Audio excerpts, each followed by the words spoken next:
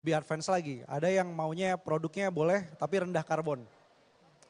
Ada lagi yang pakai ESG, Environment, Social Governance. Ada lagi yang halal aja nggak cukup untuk makanan minuman. Dia mau minta sertifikasi dari mereka sendiri. Jadi ada sertifikasi independen tambahan lagi. Artinya hal-hal ini nih yang harus dibantu oleh pemerintah. Jadi sifatnya pemerintah adalah memfasilitasi. Hanya memfasilitasi. Memfasilitasi, betul. Oke. Karena kalau sudah terjalin, tinggal nanti quality control. Ya, jadi pengiriman produk pertama kepada investor, misalnya dia multinasional perusahaannya, konsistensinya harus terus dijaga, itu tugas UMKM. Ya. Tapi untuk yang pertama kali ini yang paling berat fasenya adalah semua syarat yang diperlukan oleh si investor tadi, ini harus dipenuhi oleh pelaku UMKM lokal. Itu tantangannya, jadi ada gap, banyak sekali gapnya. Jadi gap keahlian, gap teknologi, gap akses distribusi tadi. Ya. Nah gimana tuh caranya menurut Mas Bima tuh untuk menghilangkan atau memperkecil gap itu, apa yang perlu dilakukan pemerintah supaya UMKM Indonesia ini bisa terus berkembang? Jadi stimulus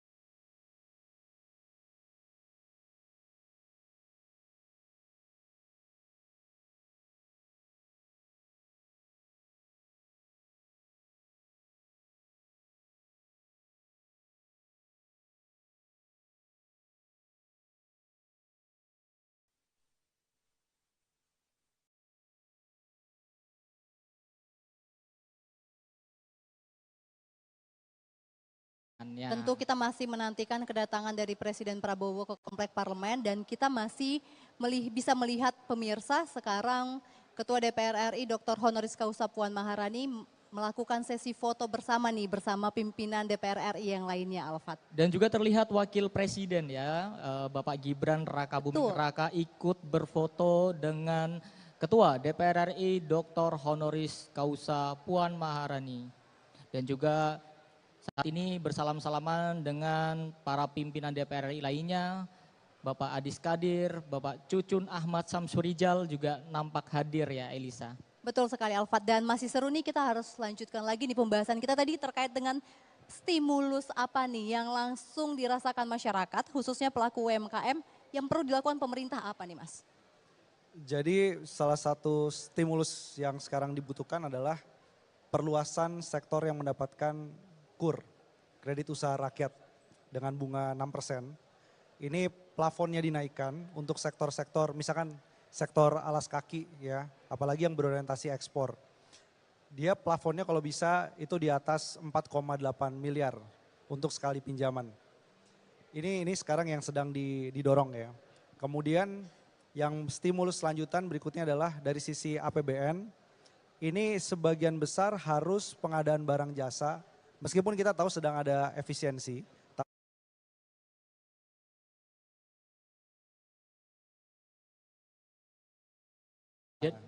Kalau Mas Zaim sendiri tadi dulu bisa cerita sedikit nggak sih awal-awal bangun hijack itu pakai KUR nggak?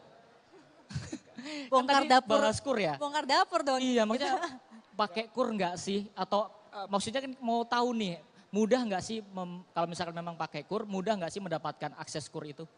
Sebenarnya kalau kita enggak, tapi bareng sama teman-teman UMKM yang lain di Bandung lah ya spesifiknya, banyak kok yang menggunakan fasilitas tersebut. Dan menurut saya sih sangat terbantu ya, karena kan tergantung nih landscape industrinya mau kemana. Nah menurut saya sih akses to modal tadi yang digambarkan lewat KUR bisa jadi salah satu opsi. Walaupun opsi banyak, tapi opsi KUR tadi ketika plafonnya dinaikkan menurut saya akan sangat membantu teman-teman UMKM dimanapun ya. Tapi secara keamanan gimana Mas Bima? Kalau misalkan plafonnya dinaikkan, mungkin akan ada resiko-resiko mungkin yang akan diambil oleh perbankan ini yang lebih besar. Nah bagaimana bisa melindungi itu? Ya di sini pentingnya ada yang namanya invoice financing, kemudian factoring juga. Yang artinya UMKM dia nggak perlu adanya agunan, cukup bukti invoice. Tapi invoice-nya misalnya dia terhubung dengan pembelian perusahaan-perusahaan factory outlet ataupun distribution store. Nah itu artinya kan gak mungkin gak dibayar nih, kemungkinan kecil sekali untuk gagal bayar. Maka plafon yang besar bisa diberikan ke sana. Kemudian juga analis kreditnya dia harus cek langsung. Jadi saya kira kalau misalkan analis kredit datang gitu ke Mas Zaim kan, lihat kan emang produksi sendal, produksi alas kaki, ada karyawannya ya, ada know your customer-nya jelas. Kemudian di rekening perbankannya juga jelas transaksinya. Kenapa nggak dikasih lagi dengan fasilitas KUR? Betul. Nah kalau kita melihat bahwa sebentar lagi kita akan mendengarkan juga penyampaian RAPBN untuk di tahun depan. Nah apakah Mas Bima memiliki sedikit kisi-kisi nih? Kira-kira apa yang akan disampaikan oleh Presiden Prabowo nanti? Apakah akan ada yang berhubungan dengan UMKM kah?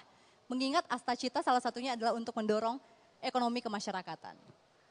Ya saya kira yang akan dilihat adalah satu berapa anggaran khusus ya untuk Kementerian UMKM. Kemudian yang kedua adalah anggaran spesifik untuk program-program prioritas yang langsung menyasar UMKM. Tapi sebagian besar Pak Prabowo pasti akan bicara soal ketahanan pangan. Tinggal porsi UMKM sebagai pelaku utama dari ketahanan pangan. Ini menjadi sangat penting.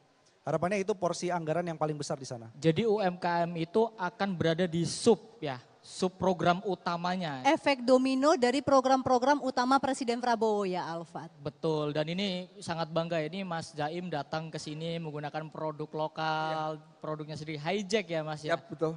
Dan Kalau ini, fokus kita dari tadi ya, ngelihat bagus ya. oh ini produk-produk lokal nih, mantap nih gitu. Karena memang kecintaan terhadap produk lokal ini perlu dibangun Elisa. Dan sudah meningkat. Kabarnya nih Alfat, masyarakat sekarang nih apalagi generasi sekarang lebih pilih untuk menggunakan produk lokal daripada menggunakan produk luar negeri tetapi KW.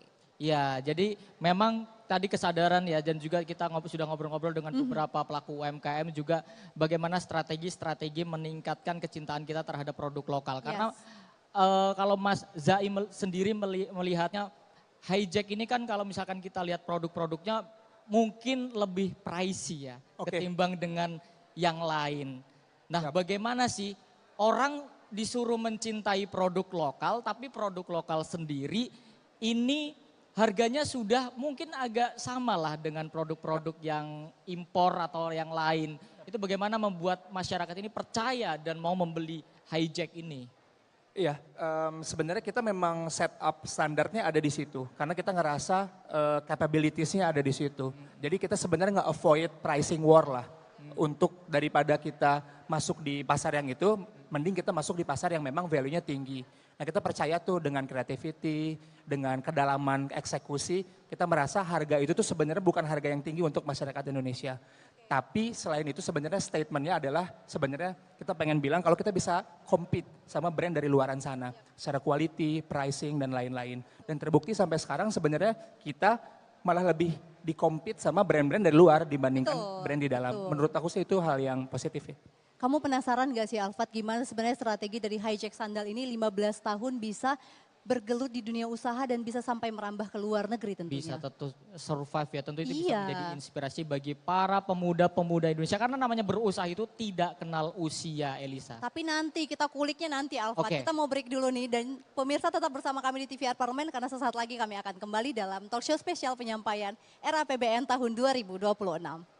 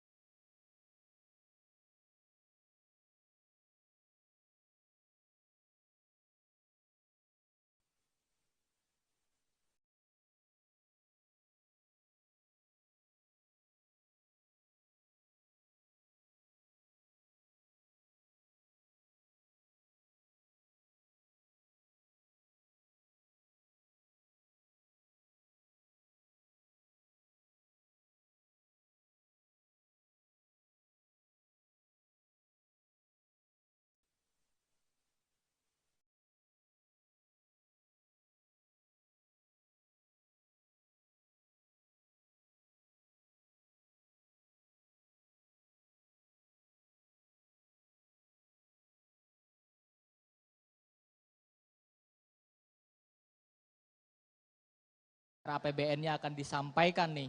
Prediksi tadi Mas Bima sudah spill dikit terkait dengan mungkin akan berfokus kepada swasembada pangan. Oke, misalkan swasembada pangan, cuman menurut Mas Bima, kebutuhan-kebutuhan apa yang sebetulnya urgent untuk dilakukan di 2026 dan tertuang dalam RAPBN itu?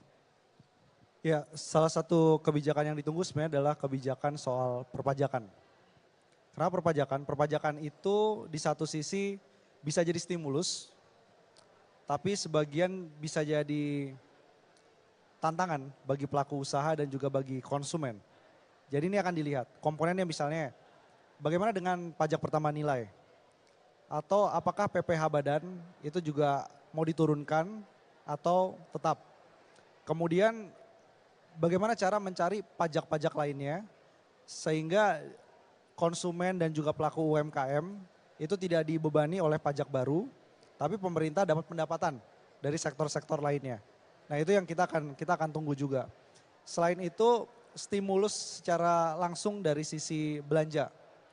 Jadi belanja yang porsinya besar, ketahanan pangan pasti, tapi selain itu apa? Salah satunya adalah dari sisi subsidi energi. Apakah subsidi energinya akan ditambah? Kalaupun dilakukan pengetatan seperti apa? Dan satu lagi yang ditunggu oleh pelaku usaha sebenarnya adalah soal pembiayaan. Pembiayaan itu dalam artian utang pemerintah. Utangnya mau domestik atau utangnya dari luar negeri. Nah, komponen-komponen itu yang nanti juga jadi petunjuk bagi UMKM 2026 ini stimulus dari pemerintah seberapa besar. Baik, kalau misalkan melihat ya Elisa, kan kemarin DPR juga sudah bersepakat dengan pemerintah terkait dengan pertumbuhan ekonomi di 2026. Proyeksinya 5,2% sampai 5,8%. Realistis nggak Mas Bima? Kalau kita lihat bisa tumbuh 5% saja 2026. Itu setidaknya ekonomi kita masih dalam fase bertahan. Oke, Ya. 5% itu 5%. adalah bertahan. Bertahan. Oke. Kalau bisa mau tumbuh lebih dari 5%, maka kuncinya adalah tadi, dari sisi belanja pemerintah, investasi yang lebih berkualitas, dan menjaga daya beli masyarakat. Apakah ini menjadi alarm bahwa sebenarnya gejolak ekonomi global menghantam Indonesia dan membuat Indonesia sedang tidak baik-baik saja? Oh iya, disampaikan juga kan oleh pidato Pak Presiden bahwa memang situasi sedang tidak baik-baik saja dalam artian tantangan eksternal. Oke. Nah, tapi bagaimana kita bisa navigasi dan juga bisa menjawab itu dengan bauran kebijakan. Oke. Salah satu yang kita tunggu hari ini adalah kebijakan fiskalnya. Oke. Dan juga Bank Dunia pun sudah memprediksi ya bahwa tidak 5,2% atau tidak nyampe 5%. Bahkan di tahun 2025 hingga 2027 itu Bank Dunia memprediksi pertumbuhan ekonomi Indonesia hanya di sekitar 4,8%. Betul Mas Bima ya? Dan Mas Iya. Bima setuju dengan hal itu berarti? Ya, untuk overall 2025 itu prediksinya memang di bawah angka 5% untuk pertumbuhan ekonomi. Oke, kita mau nanya langsung dulu nih ke Mas Zaim ya, sambil sembari kita masih menunggu kedatangan Presiden Prabowo nih. Mas Zaim sebagai pelaku usaha, kita melihat bahwa banyak masyarakat atau segelintir orang mengatakan gejolak ekonomi global seperti itu. Apakah dari pelaku usaha sendiri memang merasakan gejolak itu juga di tahun 2025 ini? Iya, kita ngerasanya memang jadinya penuh tantangan lah di 2025 ini.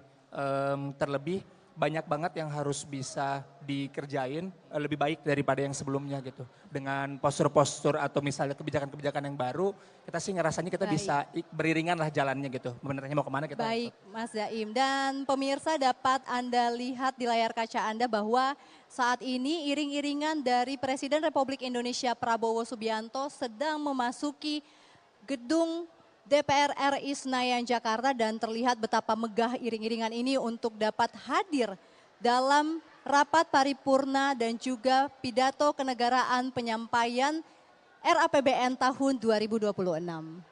Betul sekali Elisa, nampak barisannya rapih ya Elisa.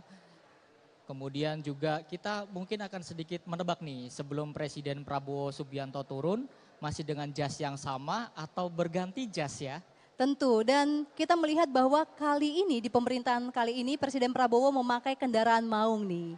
Menjadi kebanggaan tentunya bagi kita dan terlihat bahwa sebentar lagi Presiden Prabowo akan turun di lobi Nusantara untuk mengikuti jalannya sidang dan juga rapat paripurna pada hari ini ya Alfat. Gimana nih kalau dari Mas Bima melihat Ini adalah perdana Presiden Prabowo untuk hadir di DPR sebagai presiden menyampaikan pidato kenegaraannya. Bagaimana tanggapan dari Mas Bima? Iya, ini menjadi salah satu yang paling penting dan paling ditunggu ya. Ya. Karena kita akan melihat bagaimana postur dari era APBN 2026 nanti menjawab tantangan-tantangan yang disampaikan pada pidato Pak Prabowo sebagai presiden di pagi tadi. Baik, Presiden Prabowo Subianto pemirsa dapat Anda saksikan di layar kaca Anda mulai memasuki Gedung Nusantara dan juga didampingi oleh Sekretaris Jenderal DPR RI Bapak Indra Iskandar dan juga didampingi oleh Sekjen MPR dan juga Sekjen DPD RI dan disambut langsung oleh Ketua DPR RI beserta jajaran pimpinan-pimpinan DPR. Kita masih melihat bahwa Bapak Presiden Prabowo masih bersalaman-salaman dengan para tamu yang menyambut juga kehadiran beliau di gedung DPR RI ya Alfat. Dan tadi juga nampak ya Elisa bahwa Wakil Presiden Republik Indonesia juga turut mendampingi, menyambut kehadiran dari Presiden Prabowo Subianto.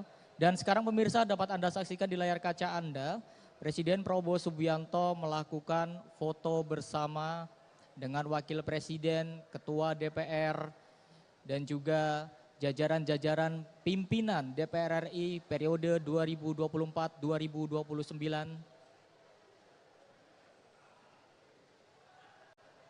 Terlihat Alfat bahwa jajaran yang turut berfoto dari Wakil Ketua DPR RI, terlihat Bapak Syucun Ahmad Samsurizal, Bapak Saan Mustafa, terlihat juga ada Bapak Sufmi Dasko Ahmad dan juga Bapak Adis Kadir ya Elisa. Betul Alfat. Dan ini menandakan bahwa sebentar lagi kita akan melaksanakan jalannya rapat paripurna dan juga sidang perdana nih untuk membuka masa sidang di DPR RI untuk di tahun 2025-2026 Alfat. Dan Presiden ini sudah menuju ya, holding ya.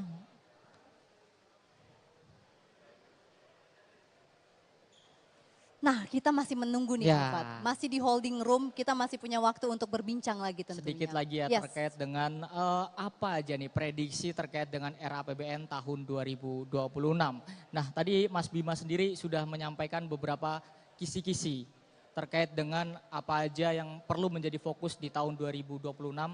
Tapi selain kondisi ekonomi global yang sedang tidak menentu, apa yang menjadi tantangan untuk Presiden Prabowo Subianto untuk bisa mewujudkan cita-citanya nih untuk terutama di tahun 2025 dan juga 2026 sebagai pondasi kan itu ya Mas ya? Salah satu tantangan terbesar memang dari sisi ruang fiskal ya. Jadi situasi komoditas dari harga sawit, nikel, batu bara, memang trennya 2026 pun diperkirakan akan melemah. Jadi ini akan pengaruh juga kepada penerimaan negara. Selain itu tantangannya tentunya datang dari pemerintah sepertinya masih akan melakukan efisiensi belanja, tapi kita akan tunggu item apa yang akan dilakukan efisiensi. Nanti akan disampaikan biasanya berapa banyak postur dari belanja barang, belanja pegawai, dan juga belanja sosial. Itu akan sangat penting. Karena dalam kondisi efisiensi belanja juga tentunya kan ada prioritas yang tadinya bergeser. Salah satunya misalnya sekarang fokusnya adalah ke pangan, energi, kemudian mendorong perekonomian terutama di sektor industri manufaktur. Oke, nah kita mau ke Mas Zaim dulu nih. Tadi Mas Zaim menyebut bahwa tahun 2025 ini bisa disebut sebagai tahun yang penuh tantangan nih karena gejolak ekonomi global yang ada. Nah, harapannya bagaimana perekonomian Indonesia ke depan terutama untuk tahun 2026 bagaimana Mas? Ya, dengan postur yang baru, harapannya tentunya sama dengan Mas Bima tadi, kita harapannya pelaku UMKM mungkin bisa banyak dilibatkan juga tuh. Karena kan tadi fokusnya walaupun sub, tapi sebenarnya keberadaannya cukup penting. Kita berharap bisa banyak diikut sertakan lah untuk bisa ikut forum bareng bersama dengan program-program pemerintah selanjutnya. Baik, tapi Mas Zaim kalau misalkan tadi Mas Bima ada yang menarik, ngomongin efisiensi. Siap. Dari sudut pandang masyarakat sendiri nih, ini bukan ekonom ya, kita dari sudut pandang masyarakat yang tidak terlibat di pemerintahan atau dari segi pengusaha, setuju nggak sih adanya efisiensi anggaran itu untuk bisa dialihkan ke hal-hal yang lebih bermanfaat seperti itu? Sebenarnya sangat setuju ya. untuk efisiensi. Kalau sedikit lebih teknis, yang fiskal juga kita setuju sebenarnya. Cuma kita butuh diedukasi. Gimana sih sebenarnya stage-nya kayak apa dan lain-lain. Sehingga penyerapannya mungkin bisa maksimal dibandingkan yang sebelumnya ya. Gitu. Oke, itu makanya kita harus menyaksikan nanti ya Alfat, pembacaan pidato dari Presiden Prabowo tentunya untuk melihat bagaimana disusun untuk membentuk wajah ekonomi Indonesia di tahun 2026. Oke, tapi kita akan bertanya dulu ke Mas Bima. Tadi Ya. saya masih penasaran terkait dengan efisiensi. Tadi pagi Presiden Prabowo Subianto menyampaikan 300 triliun uang yang berhasil diselamatkan dari potensi-potensi penyelewengan. Nah, apakah itu sudah cukup efektif untuk bisa mengalihkan program uang tersebut ke program-program prioritas? Yang lebih berfungsi tentunya Betul. dan dirasakan masyarakat ini. Iya, yang menjadi catatan pertama, efisiensi itu di sebelah mana? Karena ada beberapa hal yang perlu dilakukan efisiensi, membersihkan lemak-lemak yang jahat. Tapi kalau bisa efisiensinya satu dimulai dari misalnya belanja-belanja yang sifatnya belanja level atas ya. Belanja-belanja yang memang di kementerian lembaga. Karena kan jumlah kementerian lembaganya banyak juga. Jadi kalau Vietnam itu sebagai salah satu contoh dia melakukan efisiensi dimulai dari atas. Jumlah Pemda bahkan di Vietnam diperkecil. Nah yang kedua adalah jangan sampai efisiensinya itu berdampak misalnya kepada pemerintah daerah. Karena ini juga jadi salah satu hal yang pemerintah daerah sebagian ya itu sedang melihat ulang nih. Kalau efisiensinya berlanjut, pendapatan asli daerahnya sedang kurang begitu bagus, maka apa ya jalan keluarnya? Jadi memang harus selektif memilih efisiensinya. Oke, Ya. sudah 299 hari nih Pak Prabowo memimpin Indonesia sebagai presiden. Bagaimana Mas Bima melihat efisiensi yang sudah dilakukan sejauh ini kebijakannya? Ya, kita selalu melihat secara objektif bahwa untuk efisiensi anggaran yang paling penting sekarang adalah dievaluasi. Dievaluasi artinya efisiensi ini isu yang sudah cukup lama. Satu hal Pak Prabowo melakukan itu karena memang anggaran dari sisi bunga utang dan juga utang jatuh temponya cukup besar. Penerimaan pajak juga sedang turun. Nah sekarang ini efisiensi ini kan artinya dia menghemat belanja yang tadinya mau dikeluarkan jadi tidak. Kemudian sebagian dialihkan misalkan untuk program MBG. Nah yang paling penting adalah begitu kemudian dialihkan kecepatan untuk melakukan MBG tapi juga pelibatan UMKM dalam makan bergizi gratis itu juga sama besarnya. Sekarang ini dari 71 triliun anggaran makan bergizi gratis realisasinya kan baru sekitar 7%. Nah jadi kalau memang mau serius dengan anggaran yang ada dari hasil efisiensi langsung dikembalikan lagi ke masyarakat. Nah itu akan menjamin tidak akan terlalu banyak menjadi gangguan lah dalam perekonomian. Oke, kalau dari masyarakat sendiri tadi udah Mas Bima sudah memaparkan berbagai program-program, sedikit program-program yang menyentuh langsung ke masyarakat. Kalau oke lah Mas Zaim sebagai pegiat ekonomi tapi juga sebagai masyarakat yang tentu mengikuti isu-isu terkait dengan program-program pemerintah. Tadi ada MBG dan juga di awal juga sedikit dibahas sekolah rakyat. Seneng gak sih Mas punya presiden yang punya program-program yang langsung menyentuh masyarakat dan itu bisa langsung secara luas diterapkan di seluruh Indonesia kayak MBG deh contohnya. Iya, kita sebagai anak muda lah ya mungkin ngelihatnya dan entrepreneur muda gitu, kita kan akan terus memantau terutama mungkin lihat sosial media. Harapannya nih program-program yang sangat konstruktif yang memang dirasa itu dampaknya akan sangat bagus untuk masyarakat, kita menunggu lah, kita standby mungkin di sosmed, mungkin di Instagram, mungkin di TikTok, mungkin live di TV Parlemen untuk antusias ngelihat bakal ke arah mana gitu. Nah kita ngerasa sebenarnya yang penting disampaikan. Bagi kita anak muda yang penting isinya, konstruknya jelas. Sehingga kita juga bisa dibantu untuk mengerti, oh ini mau ke sini, kita bisa support apa. Mungkin di situ kali ya. Oke, jadi tetap mendukung ya para anak muda ini setidaknya bahwa yang penting program itu tepat sasaran tadi ya. Sampai betul-betul sampai anggaran-anggaran yang sudah dilakukan efisiensi bisa tepat sasaran kepada masyarakat langsung ya Elisa. Betul, nah tentu kita mau bertanya juga nih kepada Mas Bima kalau melihat dari program-program yang sudah berjalan. Kira-kira apa program lanjutan yang mungkin masih harus atau ada program yang harus kayaknya ini harus berhenti dulu, di stop dulu untuk di tahun 2026 nih. Dari program yang sudah berjalan di 2025 ini Mas Bima. Kalau kita lihat Indonesia butuh game changer, butuh sebuah bandul ekonomi untuk jadi motor baru.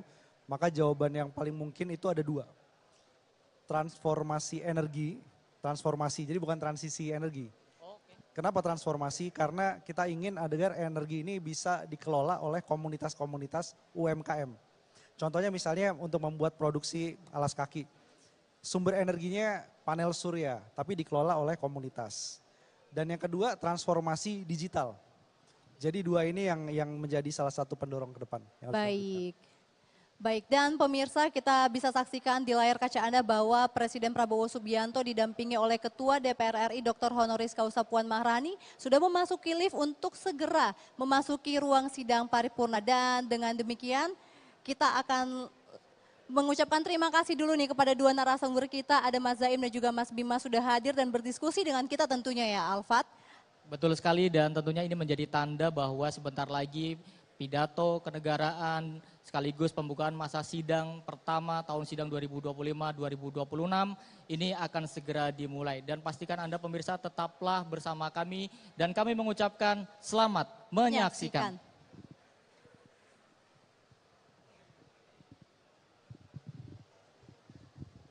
Presiden Prabowo Subianto, Wakil Presiden Gibran Rakabuming, didampingi pimpinan DPR RI akan segera memasuki ruang paripurna.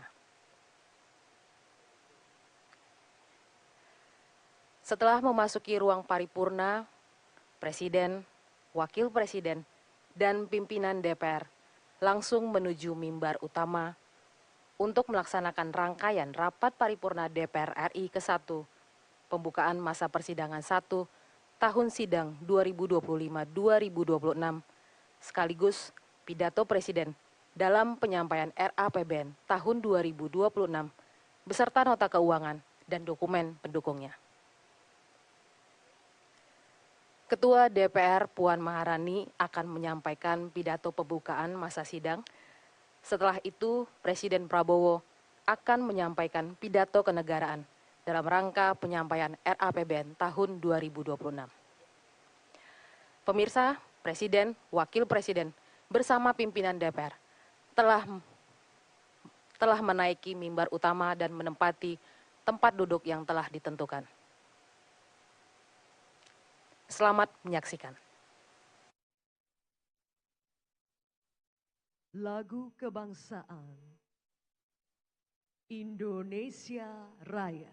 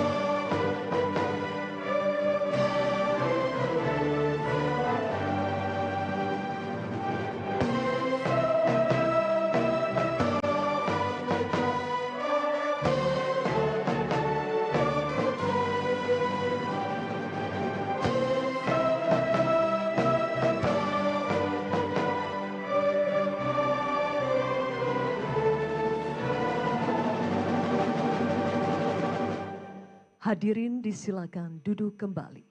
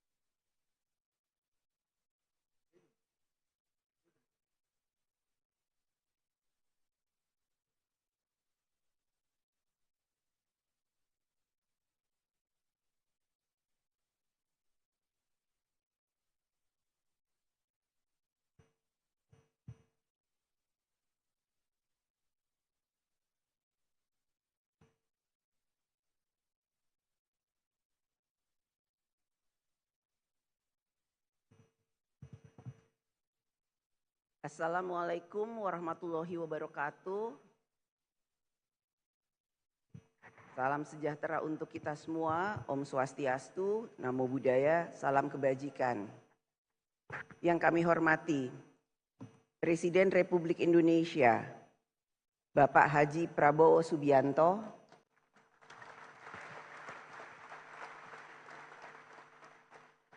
yang kami hormati Wakil Presiden Republik Indonesia, Bapak Gibran Rakabuming Raka,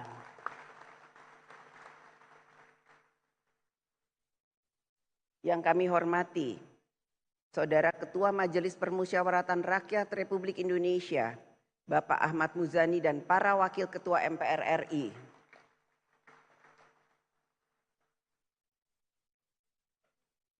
Yang kami hormati Saudara Wakil Ketua dan anggota DPR Republik Indonesia. Yang kami hormati Saudara Ketua Dewan Perwakilan Daerah Republik Indonesia, Bapak Sultan Bahtiar Najamuddin dan para Wakil Ketua serta seluruh anggota DPD RI. Yang kami hormati Saudara Ketua Badan Pemeriksa Keuangan Republik Indonesia, Ibu Dr. Insinyur Ismayatun CSFA, CFRA, dan Wakil Ketua BPK RI yang hadir. Yang kami hormati Saudara Ketua Mahkamah Agung Republik Indonesia, Bapak Profesor Dr. Haji Sunarto SHMH dan Wakil Ketua Mahkamah Agung RI. Yang kami hormati Ketua Mahkamah Konstitusi Republik Indonesia, Bapak Dr. Suhartoyo SHMH.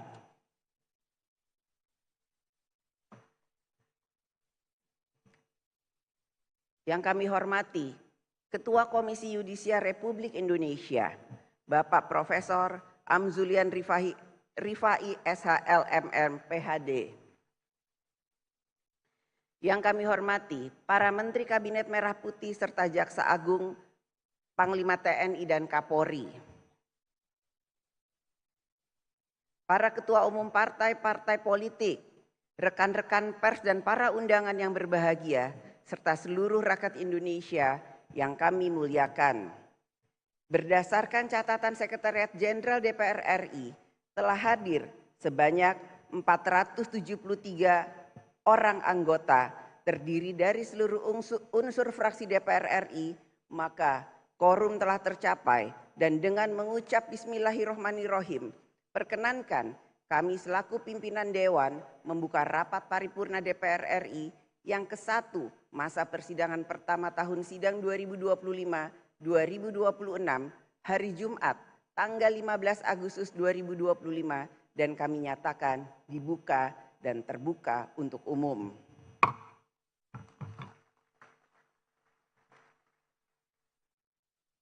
Saudara Presiden dan Saudara Wakil Presiden, sidang Dewan yang terhormat, yang kami muliakan seluruh rakyat Indonesia. Sebelum memulai rapat paripurna hari ini, kami mempersilahkan Saudara Dr. Haji Mufti Aimah Nurul Anam, anggota DPR RI dari fraksi Partai Demokrasi Indonesia Perjuangan untuk membacakan doa. Kami persilahkan.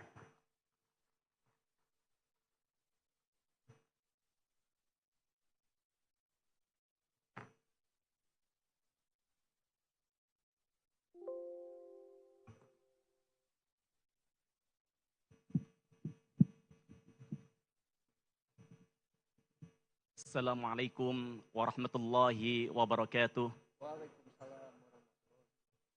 Izinkan kami menyampaikan doa dalam agama Islam bagi hadirin yang beragama lain, mohon berkenan menyesuaikan. Bismillahirrahmanirrahim. Alhamdulillahi rabbil alamin. Hamdas syakirin, hamdan na'imin, hamdan yuafi ni'amahu wa yukafi'u mazidah. يا ربنا لك الحمد كما ينبغي لجلال وجهك الكريم وعظيم سلطانك. اللهم صل وسلم وبارك على سيدنا محمد الفاتح لما أغلق والخاتم لما سبق ناصر الحق بالحق والهادي إلى صراطك المستقيم وعلى آله وصحبه حق قدره ومقداره العظيم. Ya Allah, yang membelah malam dengan kelembutan, yang menurunkan embun hidayah di antara keringnya hati kami berkumpul hari ini melaksanakan sidang paripurna di bawah langit kemerdekaan yang pernah diwarnai dengan darah para pejuang. Mereka telah kembali kepadamu, tak bernama di tugu, tak bersuara di mimbar, tapi keberanian para pahlawan tetap hidup dalam setiap jengkal tanah di negeri ini. Ya Allah, Ya Rahim, betapa jauhnya kami dari ketulusan mereka. Kami bicara soal rakyat tapi kadang abai mendengarnya. Kami lantang berteriak keadilan tapi gamang menegakkannya. Ampuni kami yang lebih gemar saling menyalahkan, disesatkan oleh keinginan untuk saling menggunting dalam lipatan.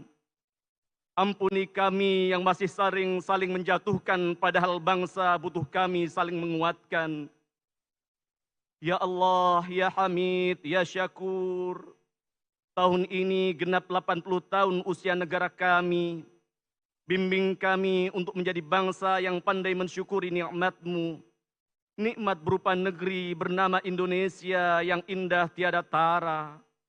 Nikmat berupa tanah air yang Kau limpahkan kekayaan alam dan budaya. Ya Allah, Tuhan yang Maha Perencana, di bentang rencana-Mu kami hanyalah penyusun langkah kecil, berharap dapat menggoreskan kebaikan demi makmurnya bangsa ini. Beri kami kejernihan hati, agar setiap kebijakan yang lahir di meja rapat bukan sekedar angka di atas kertas. Ya Allah, Ya Qawi, Ya Matin, bersama kami hadir Presiden yang Engkau ridhai untuk bangsa ini. Presiden Prabowo Subianto, pemimpin tegas yang bertekad menegakkan keadilan. Jagalah kesehatannya, teguhkan langkahnya, lembutkan hatinya, agar tidak letih menyusuri jalan panjang membangun Indonesia. Jauhkan beliau dari bisikan kepentingan yang membutakan mata hati. Lindungi beliau dari tangan-tangan tamak yang ingin merebut cahaya dari kehidupan rakyat. Ya Allah, Ya Aziz, Ya Mu'iz, kami bersyukur atas hadirnya Ibu Puan Maharani, Ketua DPR RI bersama pimpinan DPR lainnya, yang menjaga kehormatan lembaga ini dengan keteguhan sepenuh hati. Jadikanlah lembaga ini sebagai rumah untuk mewujudkan harapan rakyat. Ya Allah, Ya Ghafur, kami ini hamba-Mu yang lemah, tapi sering merasa kuat karena kursi dan jabatan. Kami ini hamba-Mu yang hina, tapi sering merasa mulia karena gelar dan penghormatan. Ampuni kami atas keangkuhan yang tak pantas, padahal kami sungguh tak berdaya. Ya Allah, Ya Ra'uf, beri kami rasa malu di hadapan-Mu sebelum Engkau mempermalukan kami di hadapan makhluk-Mu. Karena pada akhirnya jabatan akan pergi, kekuasaan akan sirna, dan yang tersisa hanyalah amal yang akan menjawab, apakah Kau sudah berlaku adil pada rakyat-Mu? Nastaghfirullahaladzim. Tegurlah kami jika kami lupa. Sadarkan kami saat kami terlena. Rabbana taqabbal du'aana wa illam taghfir lana wa tarhamna lanakunanna minal khasirin. Subhana rabbika rabbil izzati amma yasifun wa salamun alal mursalin walhamdulillahi rabbil alamin. Wa'fu minkum. Wassalamualaikum warahmatullahi wabarakatuh.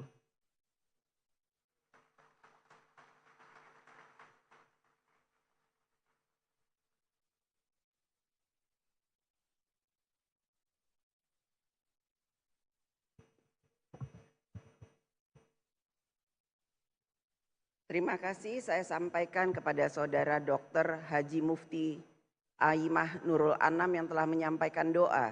Semoga Allah Subhanahu wa Ta'ala, Tuhan yang Maha Esa, mengabulkan doa kita. Amin. Saudara Presiden dan Saudara Wakil Presiden, sidang Dewan yang terhormat, yang kami muliakan seluruh rakyat Indonesia.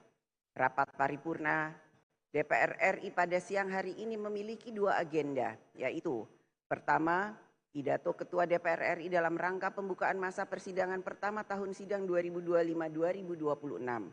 Kedua, pidato kenegaraan Presiden Republik Indonesia dalam rangka penyampaian keterangan Presiden atas rancangan undang-undang tentang anggaran pendapatan dan belanja negara tahun anggaran 2026 beserta nota keuangan dan dokumen pendukungnya. Untuk itu, izinkan saya menyampaikan pidato pembukaan masa persidangan pertama tahun sidang 2025-2026 dari atas podium.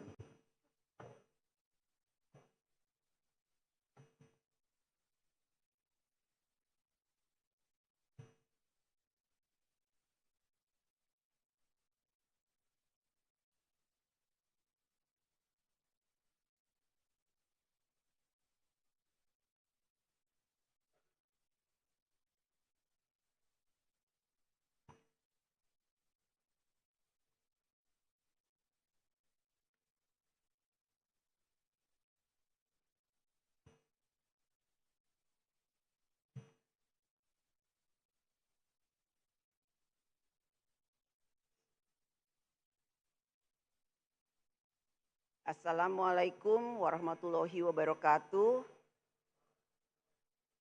Salam damai sejahtera untuk kita semua. Om Swastiastu, Namo Buddhaya, salam kebajikan.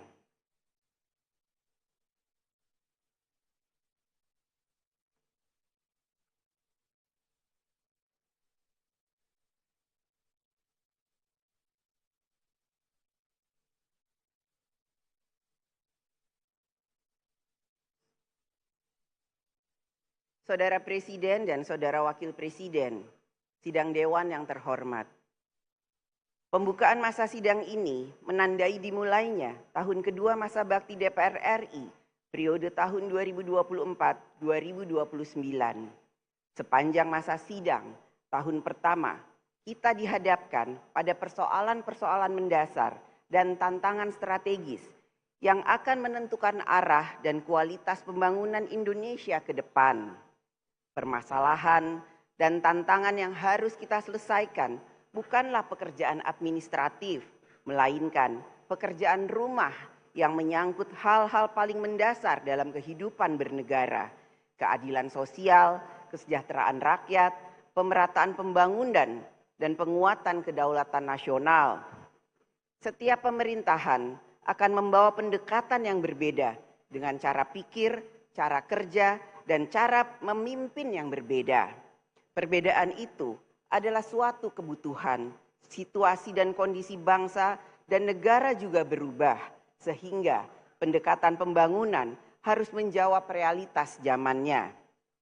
Satu hal yang tidak boleh berubah adalah tujuan akhirnya, yaitu rakyat harus hidup lebih layak, lebih sejahtera, dan lebih bermanfaat.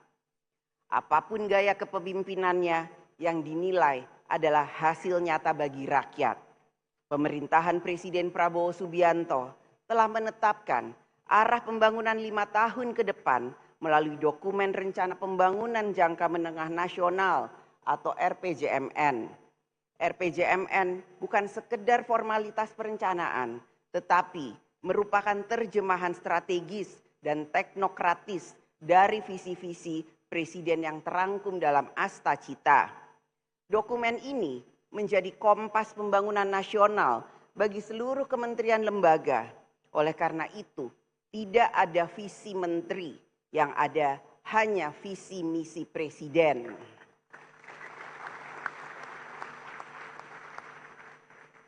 Pembangunan bukanlah proses yang instan. Tidak semua hasil pembangunan dapat dirasakan seketika. Pembangunan membutuhkan waktu, konsistensi, dan kesinambungan kebijakan. Kebijakan yang hanya berorientasi pada kepentingan sesaat, sebesar apapun tampaknya hari ini baik, akan tetapi dapat berisiko menjadi beban negara di masa depan. Oleh karena itu, DPR RI bersama pemerintah memegang tanggung jawab konstitusional yang besar untuk memastikan bahwa setiap kebijakan negara, baik dalam politik hukum, politik pertahanan, politik pembangunan, maupun politik anggaran, dirumuskan secara cermat dengan mempertimbangkan secara menyeluruh manfaat dan risiko baik jangka pendek maupun jangka panjang. Setiap kebijakan harus berorientasi sepenuhnya pada kepentingan rakyat, bukan semata pada kepentingan sektoral atau kepentingan jangka pendek. Masa sidang tahun kedua ini merupakan momentum strategis bagi DPR RI dan pemerintah untuk melakukan penguatan arah kebijakan negara secara menyeluruh. Rakyat menaruh harapan besar bahwa di bawah kepemimpinan Presiden Prabowo Subianto, arah kebijakan nasional akan semakin berpihak pada kehidupan rakyat. Dalam mewujudkan harapan tersebut, DPR RI melalui fungsi legislasi, fungsi anggaran, dan fungsi pengawasan akan menjalankan perannya sebagai mitra konstitusional pemerintah dalam mensukseskan pembangunan nasional. DPR RI akan memastikan bahwa seluruh pelaksanaan pembangunan nasional dilakukan dalam kerangka hukum yang berlaku berdasarkan peraturan perundang-undangan serta berorientasi pada kepentingan rakyat. Saudara Presiden dan Saudara Wakil Presiden, sidang dewan yang terhormat, dalam melaksanakan fungsi legislasi, DPR RI bersama pemerintah memiliki tanggung jawab bersama dalam membentuk undang-undang untuk memenuhi kebutuhan legislasi nasional. Pada kesempatan ini, izinkan kami menyampaikan kinerja pembentukan undang-undang pada tahun pertama keanggotaan DPR RI periode 2024-2029. Hingga saat ini, DPR RI bersama dengan pemerintah telah menyelesaikan pembahasan 14 rancangan undang-undang, yaitu Komisi 1, 1 undang-undang.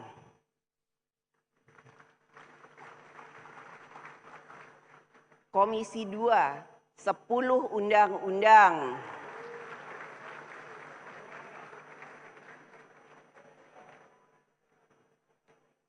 Komisi 6, 1 undang-undang. Badan Legislasi, 2 undang-undang. Sedangkan komisi yang lain masih dalam tahapan pembentukan dan pembahasan rancangan undang-undang. Pada masa persidangan ini, DPR RI bersama pemerintah dan DPD RI akan memfokuskan pembahasan terhadap 11 rancangan undang-undang yang masih berada pada tahap pembicaraan tingkat 1. DPR RI akan selalu memprioritaskan pembentukan undang-undang yang berkualitas sehingga lebih mengejar kinerja kualitas daripada kuantitas. Dalam pembentukan undang-undang, DPR RI dan pemerintah sering berada dalam posisi di tengah-tengah berbagai subjek hukum yang memiliki kepentingan yang berbeda-beda. Seperti antara majikan dan pekerja, pengusaha dan konsumen, aparatur dan rakyat, penyedia jasa dan pengguna, serta berbagai relasi sosial lainnya. Seperti menjadi wasit di tengah pertandingan olahraga, semua pihak merasa benar. Dan kalau ada peluit dibunyikan, yang protes juga pasti banyak. Belum lagi pengamat-pengamat yang memberi komentar pro dan kontra. Tapi begitulah demokrasi, ramai, penuh aspirasi, dan harus sabar mendengar sebelum mengetuk palu. Tanggung jawab utama pembentuk undang-undang adalah bersikap adil dan bijaksana dalam merumuskan norma hukum yang mengatur hubungan-hubungan tersebut. Konstitusi menghendaki agar hukum dapat menjadi instrumen keadilan bagi seluruh warga negara. Untuk itulah Dalam setiap proses pembentukan undang-undang, partisipasi masyarakat yang bermakna atau meaningful participation merupakan syarat yang sangat penting. Partisipasi ini adalah wujud kedaulatan rakyat. Dengan mendengar, menimbang, dan memperhatikan seluruh aspirasi masyarakat, produk hukum yang dihasilkan akan memiliki legitimasi keadilan dan penerimaan publik yang lebih kuat. Saudara Presiden dan Saudara Wakil Presiden, sidang Dewan yang terhormat, fungsi pengawasan DPR RI diarahkan untuk meningkatkan kinerja pemerintah dalam menangani urusan rakyat dan dalam menjalankan undang-undang. DPR RI memberikan perhatian yang besar terkait permasalahan yang menjadi perhatian rakyat, yaitu antara lain: 1. Penanganan dan penyelesaian masalah pemblokiran rekening dorman oleh PPATK. 2. Rencana penertiban kawasan dan tanah terlantar oleh negara. 3. Pelaksanaan program sekolah rakyat. 4. Evaluasi pelaksanaan program makan bergizi gratis. 5. Tata kelola pemberian tunjangan jabatan fungsional tertentu di kementerian lembaga dan di daerah. 6. Rencana perubahan pola penyaluran bantuan sosial dari seumur hidup menjadi 5 tahun. 7. Perlindungan data pribadi warga negara Indonesia sebagai bagian kesepakatan tarif dagang. 8. Pelaksanaan putusan MK tentang pendidikan gratis SD dan SMP. 9. Sinergi pemerintah pusat dan pemerintah daerah dalam pelaksanaan program strategis nasional. 10. Pelaksanaan royalti hak cipta lagu. Dan tentu saja masih banyak persoalan rakyat yang disampaikan langsung kepada DPR RI, baik melalui aspirasi daerah pemilihan, pengaduan publik, maupun forum-forum resmi yang disediakan oleh DPR. Harapan rakyat jelas agar setiap masalah yang mereka hadapi mendapat perhatian dan dapat segera terselesaikan melalui kebijakan negara yang responsif.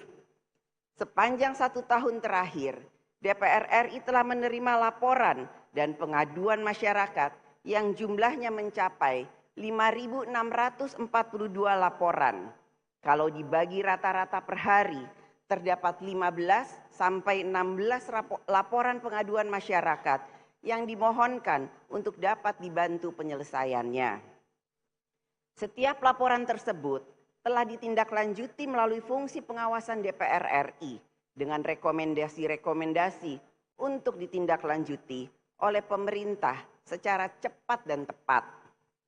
Tindak lanjut rekomendasi tersebut bukan sekedar kewajiban administratif, melainkan bagian dari komitmen konstitusional dalam hubungan kemitraan kekuasaan yang sejajar antara lembaga legislatif dan eksekutif. Pada kesempatan yang baik ini, kami sampaikan kepada Bapak Presiden bahwa DPR RI melalui alat kelengkapan Dewan, komisi-komisi, dan badan-badan yang ada menjalankan tugas pengawasan secara konstitusional, objektif, kritis, dan bertanggung jawab. Maka apabila terdapat pembantu Bapak Presiden yang tidak menunjukkan kinerja sebagaimana yang diharapkan dalam menjalankan visi dan kebijakan Presiden, maka dengan segala hormat, izinkanlah kami Bapak Presiden untuk menyampaikan teguran politik secara terbuka, konstruktif, konstitusional, tanpa menimbulkan kegaduhan dan dilandasi saling menghormati dalam rapat-rapat alat kelengkapan Dewan DPR RI. Sehingga visi misi Bapak Presiden dalam Asta Cita dapat terlaksana dengan baik dalam mewujudkan kesejahteraan dan keadilan sosial. Hal itu menjadi bagian dari mekanisme check and balances yang sehat dalam demokrasi, serta pertanggungan jawaban kami DPR RI kepada rakyat. Fungsi pengawasan DPR RI itu bukan semata rutinitas, melainkan bagian dari komitmen konstitusional. Karena kalau tidak diawasi, bisa-bisa lupa arah. Kalau tidak diingatkan, bisa-bisa jalan sendiri. Bahkan Kadang sudah diingatkan pun masih butuh ditepuk pundaknya agar selalu mawas diri, selalu berada di koridor jalan kebijakan Presiden dan mensukseskan pelaksanaan visi misi Bapak Presiden dalam membangun bangsa dan negara.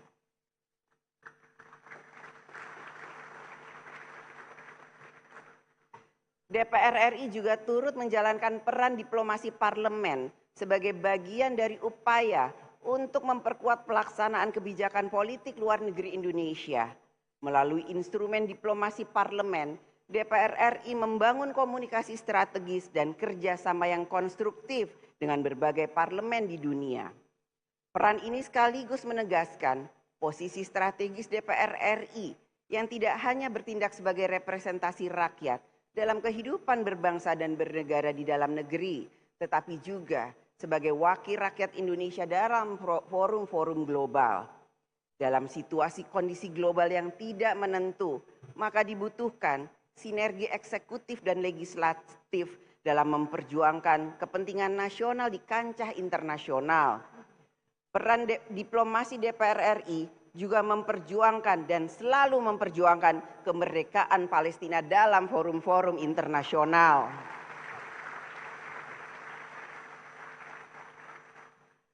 Saudara Presiden dan Saudara Wakil Presiden Sidang Dewan yang terhormat, agenda kedua pada sidang hari ini adalah pidato Presiden Republik Indonesia dalam penyampaian keterangan pemerintah atas rancangan undang-undang tentang anggaran pendapatan dan belanja negara APBN tahun anggaran 2026 beserta nota keuangannya. Dampak dari pusaran kondisi dan situasi global yang tidak menentu adalah pada gerak perekonomian global yang melambat, distribusi komoditas strategis juga terganggu, dan rantai pasok industri juga dapat terpengaruh, yang pada akhirnya ikut mempengaruhi kondisi moneter, fiskal, sektor real nasional, dan pendapatan masyarakat di Indonesia. Penyusunan rancangan Undang-Undang APBN tahun anggaran 2026 diharapkan telah mempertimbangkan berbagai faktor global tersebut dalam kebijakan fiskal tahun 2026. APBN sebagai instrumen yang sangat penting dalam menjaga stabilitas ekonomi nasional, menopang daya beli masyarakat, memenuhi kebutuhan dasar rakyat, dan menjalankan pembangunan di segala bidang, selalu memiliki ruang fiskal yang terbatas. Kebutuhan belanja negara yang untuk pembangunan akan selalu lebih besar dibandingkan dengan kemampuan pendapatan negara.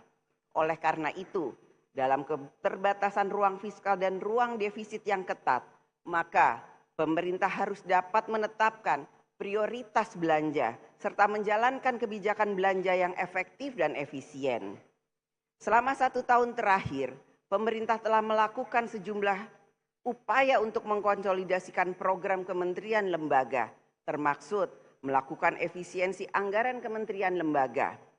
Bapak Presiden yang terhormat, mengenai efisiensi belanja tahun 2025, Kementerian Lembaga selalu curhat atau selalu menceritakan curahan hatinya ke komisi-komisi yang menjadi mitra kerjanya.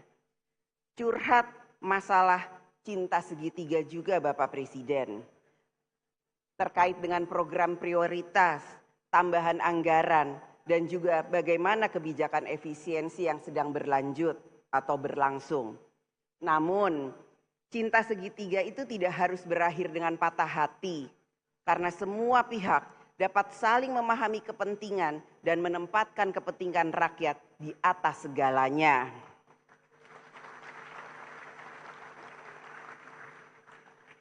Upaya pemerintah menjalankan efisiensi sejalan dengan amanat Undang-Undang Keuangan Negara yang mengharuskan APBN dikelola secara efektif, efisien, tertib, transparan, memenuhi rasa keadilan dan rasa kepatutan.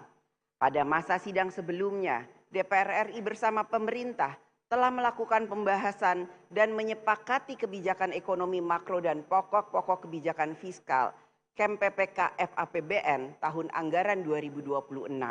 Kesepakatan-kesepakatan tersebut yang akan menjadi dasar dari nota keuangan dan rancangan Undang-Undang APBN 2026 yang akan disampaikan oleh Bapak Presiden Prabowo Subianto. Di balik setiap pos anggaran APBN, tersembunyi harapan jutaan rakyat. Apakah anak mereka bisa terus sekolah? Apakah rakyat bisa berobat? Apakah ada lapangan kerja? Bagaimana nasib petani, nelayan, buruh, dan lain sebagainya? Penyusunan dan pembahasan APBN bukanlah urusan teknis belaka, tetapi soal keadilan dan keberpihakan. Menjadi harapan seluruh rakyat Indonesia bahwa RAPBN tahun 2026 yang akan disampaikan oleh Bapak Presiden Prabowo Subianto hari ini dapat semakin memudahkan hidup rakyat. Begitu juga harapan dari seluruh provinsi dan kabupaten kota agar APBN tahun anggaran 2026 dapat ikut memperkuat pembangunan di daerah. Pidato Bapak Presiden hari ini yang memuat nota keuangan dan rancangan undang-undang APBN tahun anggaran 2026 kiranya akan dapat menjadi sumber semangat dan optimisme nasional bahwa di tengah situasi global yang penuh ketidakpastian, Indonesia memiliki arah yang jelas, memiliki harapan yang cerah, semangat gotong royong, dan memiliki tekad untuk selalu maju bersama-sama untuk Indonesia.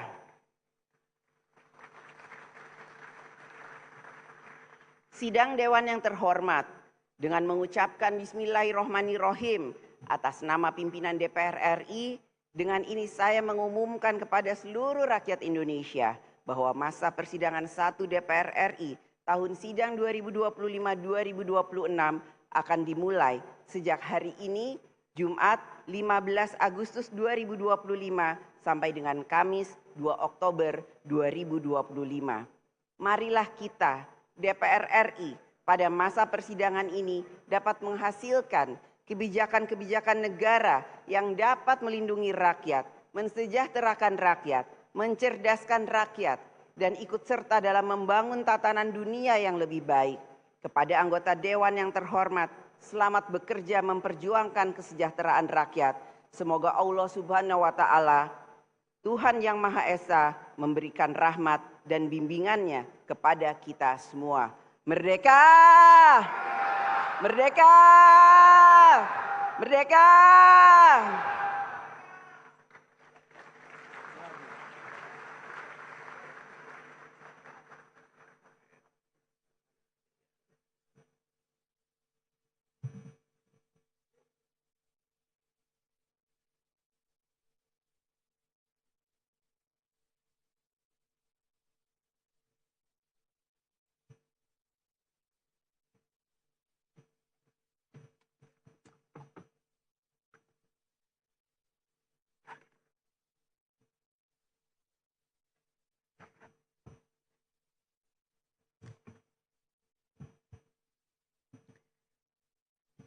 Saudara Presiden dan Saudara Wakil Presiden Sidang Dewan yang terhormat, yang kami muliakan seluruh rakyat Indonesia.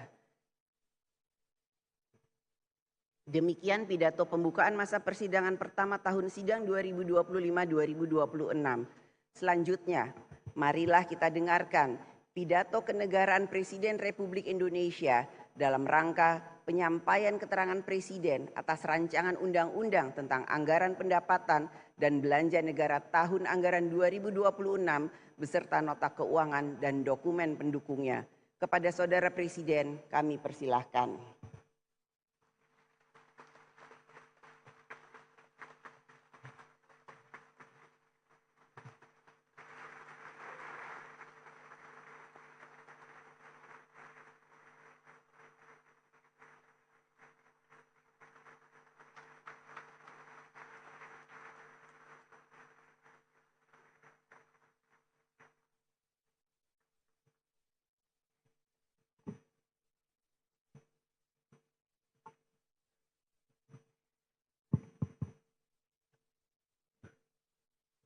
Bismillahirrahmanirrahim. Assalamualaikum warahmatullahi wabarakatuh. Selamat siang, salam sejahtera bagi kita sekalian. Shalom, salve, om swastiastu. Namo Buddhaya, salam kebajikan, rahayu rahayu.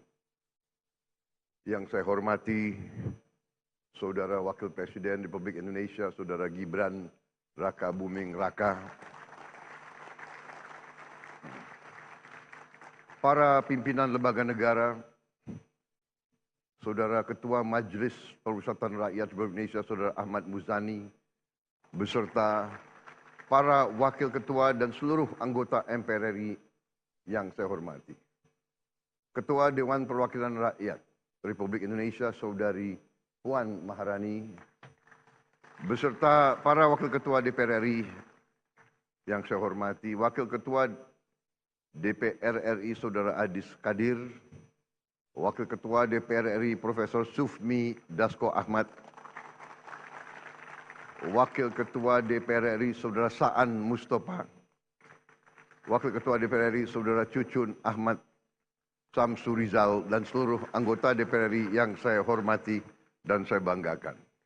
Ketua Dewan Perwakilan Daerah Republik Indonesia Saudara Sultan Bakhtiar Najamuddin, beserta para wakil ketua dan anggota DPD RI yang saya hormati. Ketua Mahkamah Agung Republik Indonesia Profesor Dr. Sunarto,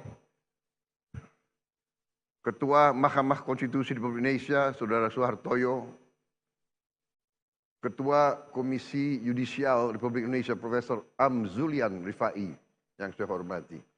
Ketua Badan Pemeriksa Keuangan Republik Indonesia Saudari Isma Yatun yang saya hormati. Para Menteri Koordinator, para Menteri, Kepala Badan, Pimpinan Lembaga, Jaksa Agung, Panglima TNI, Kapolri, Kepala BIN, para Wakil Menteri, serta seluruh anggota Kabinet Merah Putih yang saya hormati. Yang terhormat, para pimpinan partai politik, Partai PDI Perjuangan, diwakili oleh Saudari Puan Maharani. Ketua Umum Partai Golongan Karya, Saudara Bahlil Lahadalia. Ketua Umum Partai Gerindra, hadir saya sendiri. Ketua Umum Partai Amanat Nasional Saudara Zulkifli Hasan. Ketua Umum Partai Demokrat Saudara Agus Harimurti Yudhoyono. Ketua Umum Partai Kebangkitan Bangsa Saudara Abdul Muhaimin Iskandar. Presiden Partai Keadilan Sejahtera Saudara Al-Muzammil Yusuf. Partai Nasional Demokrat diwakili Wakil Ketua MPR RI Saudari Lestari Murdiyat. Yang saya hormati rekan-rekan pers, media, para tamu undangan sekalian, dan yang saya cintai seluruh rakyat Indonesia, sebangsa dan setanah air, dimanapun engkau berada. Hadirin sekalian yang berbahagia, saudara-saudara sebangsa dan setanah air, puji syukur kita panjatkan kehadirat Allah Subhanahu wa taala atas rahmat dan hidayahnya pada hari ini kita dapat menghadiri rapat paripurna Dewan Perwakilan Rakyat Republik Indonesia dalam suasana yang aman, tentram, dan damai. Izinkan saya menyampaikan pidato pengantar rancangan undang-undang tentang anggaran pendapatan dan belanja negara RAPBN tahun anggaran 2026 beserta nota keuangannya. Pada kesempatan yang baik ini, saya ingin menyampaikan apresiasi yang setinggi-tingginya kepada pimpinan dan anggota DPR RI atas kerjasama dan dukungan selama ini dalam penyusunan dan pelaksanaan APBN.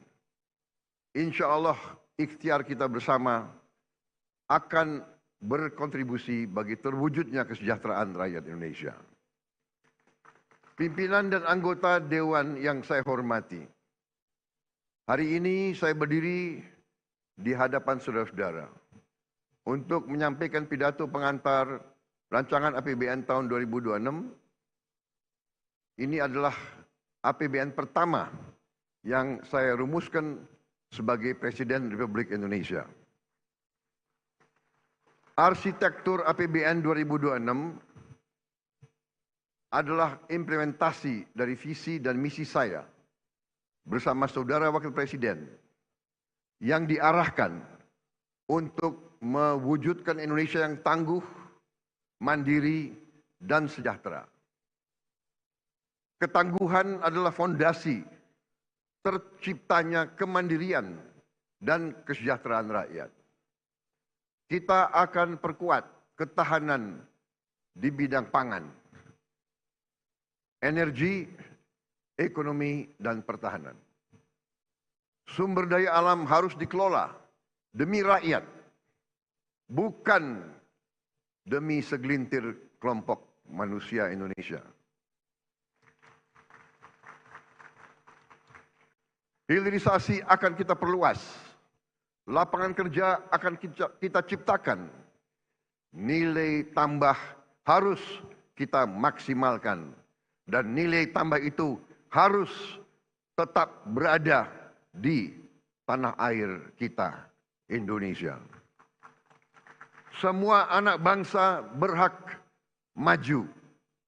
Pendidikan dan kesehatan harus merata. Pemerataan pembangunan kita lakukan dari Sabang sampai Merauke. 10 bulan pertama ini kita semua bekerja keras, bersatu padu mewujudkan cita-cita bangsa di tengah lingkungan global yang bergerak sangat dinamis, penuh ketidakpastian. Tensi geopolitik terus memanas. Perang fisik berada di mana-mana. Perang tarif menjadi ancaman bagi ekonomi global. Tata kelola dunia berubah drastis. Prinsip my country first menjadi semakin dominan, menekan ekonomi dan menimbulkan biaya tinggi bagi seluruh negara. Dengan dukungan semua komponen bangsa, pemerintah bersatu padu berjuang agar rakyat tetap terlindungi, ekonomi Indonesia tetap stabil, dan layanan publik dapat berjalan efektif. Hasilnya dapat kita rasakan sekarang. Ekonomi triwulan kedua 2025 tumbuh 5,12% year on year. Membaik dari triwulan pertama 4,87%. Lebih dari setengahnya adalah kontribusi dari aktivitas konsumsi masyarakat yang meningkat 4,97%. Ekspor kita tumbuh kuat 10,67%. Nilai tambah dari hilirisasi menjadi penyumbang terbesar kuatnya ekspor kita. Kuatnya ekonomi menunjang peningkatan kesejahteraan rakyat. Tingkat pengangguran turun menjadi 4,76% di Februari 2025 dari 4,82% tahun lalu. Dengan 3,6 juta lapangan kerja baru yang berhasil diciptakan. Tingkat kemiskinan ditekan menjadi 8,47%. Terendah sepanjang sejarah. Pemerintah bekerja keras agar inflasi tetap rendah di kisaran 2,4%. Sehingga menjaga daya beli rakyat, terutama masyarakat yang tidak mampu.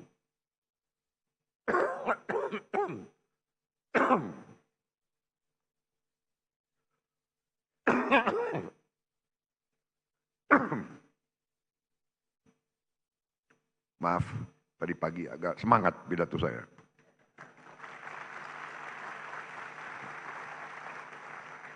Inilah bukti nyata dengan kerja keras dan kesungguhan kita mampu memperjuangkan nasib jutaan rakyat Indonesia untuk hidup lebih sejahtera. Optimisme dan kepercayaan investor terhadap kinerja dan prospek perekonomian Indonesia tinggi. Realisasi investasi paruh pertama 2025 mencapai target APBN. Dan pasar saham kita pun menunjukkan perkembangan menggembirakan di tengah situasi global yang sangat tidak pasti. Berbagai program unggulan kita sudah dirasakan rakyat. Makan bergizi gratis hari ini telah mencapai 20 juta penerima manfaat. Cek kesehatan gratis sudah mencapai lebih dari 17 juta penerima manfaat. Revitalisasi sekolah sudah sampai lebih dari 13.000 sekolah dan madrasah. Sekolah rakyat sudah mencapai 100. Pembentukan koperasi desa dan kelurahan Merah Putih telah dimulai tahun ini. 80.000 koperasi telah dibentuk. Dan pada akhir tahun 2025 ini, tiap koperasi akan memiliki gudang, akan memiliki cold storage, akan memiliki gerai-gerai, dan tiap koperasi akan memiliki 2 kendaraan truk untuk menjemput dan mengantar hasil buminya. Kita juga tidak boleh lupa bahwa kita harus membentuk sumber daya manusia unggul untuk jangka panjang, tapi program tersebut harus kita mulai sekarang. Ekosistem bisnis yang produktif dalam jangka pendek. Denyut transaksi ekonomi dari hulu hingga hilir saat ini sudah mulai dirasakan sampai tingkat desa, kelurahan, sampai di seluruh pelosok negeri. Di tengah gejolak global, APBN kita mampu menjaga stabilitas ekonomi, melindungi rakyat dan dunia usaha. Pemerintah responsif saat tekanan global mempengaruhi kita. Stimulus ekonomi tahap pertama sebesar rupiah 33 triliun diberikan pada Januari 2025. Disusul oleh stimulus tahap kedua 24,4 triliun rupiah pada Juni 2025. Jaring pengaman sosial disiapkan untuk menjaga daya beli dan mencegah PHK dan kemunduran sosial melalui berbagai program antara lain program Keluarga Harapan, Kartu Sembako, program Indonesia Pintar, dan Kartu Indonesia Pintar Kuliah. Indonesia memperjuangkan kepentingan nasional di panggung global. Pemerintah berhasil dalam negosiasi tarif bilateral dengan Amerika Serikat yang lebih rendah menjadi 19% dari awalnya 32%. Tentunya ini masih merupakan tantangan dan kita terus harus menyiapkan diri untuk keadaan di masa depan yang lebih berat lagi untuk kita. Negosiasi bebas tarif Indonesia Uni Eropa, Comprehensive Economic Partnership Agreement, CEPA, sudah kita selesaikan setelah 10 tahun perundingan yang tidak selesai-selesai. Kita berhasil melakukan terobosan pada tahun ini. Justru di saat ada tantangan dan cobaan yang lebih besar lagi. Di forum multilateral, dalam BRICS, dalam G20 dan ASEAN, Indonesia terus hadir dan aktif memperjuangkan kepentingan nasional kita. Kita juga sedang mendaftar di OECD. Insya Allah kita bisa diterima. Kita ingin mempertahankan kepentingan nasional kita di panggung global, berdiri sama tegak dengan semua negara. Pimpinan dan anggota Dewan yang saya hormati, Pasal 33 Undang-Undang Dasar 1945 adalah rancang bangun kami dalam membangun bangsa. Rancang bangun kita, kekayaan negara dan cabang produksi yang penting harus dikuasai oleh negara untuk sebesar-besarnya kemakmuran rakyat. Artinya, negara harus hadir, melindungi mereka yang tidak mampu, menciptakan rasa aman bagi semua. APBN adalah instrumen untuk mewujudkan ekonomi tangguh, mandiri, dan sejahtera. APBN harus digunakan untuk sebesar-besarnya kesejahteraan rakyat Indonesia. RAPBN 2026 kita utamakan pada 8 agenda prioritas. Pertama, kita harus terus wujudkan ketahanan pangan sebagai fondasi kemandirian bangsa. Kita harus mencapai swasembada pangan, terutama beras dan jagung. Harga stabil, petani makmur, nelayan sejahtera, dan konsumen aman. Indonesia harus berdaulat dalam urusan pangan. Untuk itu kita akan cetak sawah baru. Kita akan salurkan pupuk bersubsidi yang tepat sasaran. Kita akan dukung bibit-bibit unggul, alat mesin pertanian modern, dan pembiayaan murah. Juga kita menjamin harga pembelian pemerintah untuk gabah. Saudara-saudara sekalian, untuk lumbung pangan dan cadangan pangan, rupiah 53,3 triliun kita siapkan.